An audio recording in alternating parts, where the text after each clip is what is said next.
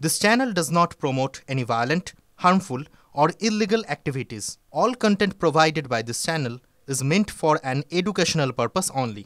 Top quality और consistent performance के लिए सिर्फ सिल्वर पंप नाम याद रखना। এটা শ্রমিক ভট্টাচার্য তিনি সবে সভাপতি হয়েছেন এবং তার সবথেকে বড় সমস্যা হচ্ছে তার দলটা সেটা বহু গোষ্ঠীতে বিভক্ত এবং তার যে সিংহাসনটি তার দলের সেটি কাঁটার সিংহাসন, কাঁটা দিয়ে তৈরি।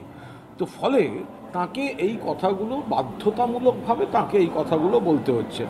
পশ্চিমবঙ্গে মানুষের দ্বারা নির্বাচিত সরকার, বিপুলভাবে সংখ্যাগরিষ্ঠ সরকার, তৃতীয়বারের জন্য মুখ্যমন্ত্রী মমতা বন্দ্যোপাধ্যায় চলছেন, চতুর্থবার আসবে। শ্রমিকবাবু আগে প্রথমে ঘর সামলান। আপনাদের বিধায়ক সংখ্যা কমতে চলেছে, লোকসভায় আপনাদের সাংসদ সংখ্যা বাংলার মাটিতে কমে গিয়েছে। কেন্দ্রের নির্বাচন কমিশন, কেন্দ্রীয় বাহিনী দিয়ে ভোট, নরেন্দ্র মোদী থেকে অমিত শাহ ডেলি প্যাসেঞ্জারি, তারপরেও আপনারা কিন্তু লোকসভায় এখানে কমে গিয়েছেন। তো বিধানসভায় বিপুল গরিষ্ঠতা নিয়ে মমতা বন্দ্যোপাধ্যায় ফিরছেন, এই সরকার ফিরছে।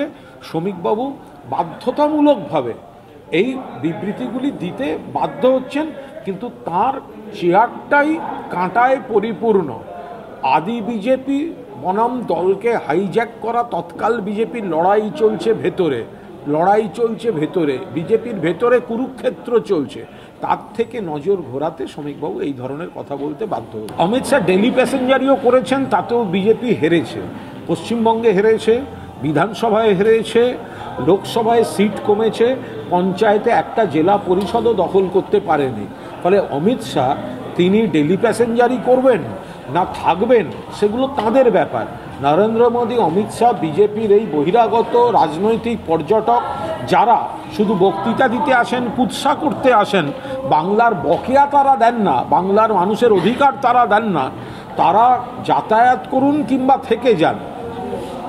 বাংলায় বিজেপি প্রত্যাখ্যাত। এর আগে অমিত শাহ প্রধানমন্ত্রী সভা করে গেছেন, দিলীপ ঘোষ সেখানে ডাক পাচ্ছেন, কিন্তু এই 18 তারিখে প্রধানমন্ত্রী আসছেন, সেখানে দিলীপ ঘোষ থাকতে চলেছে।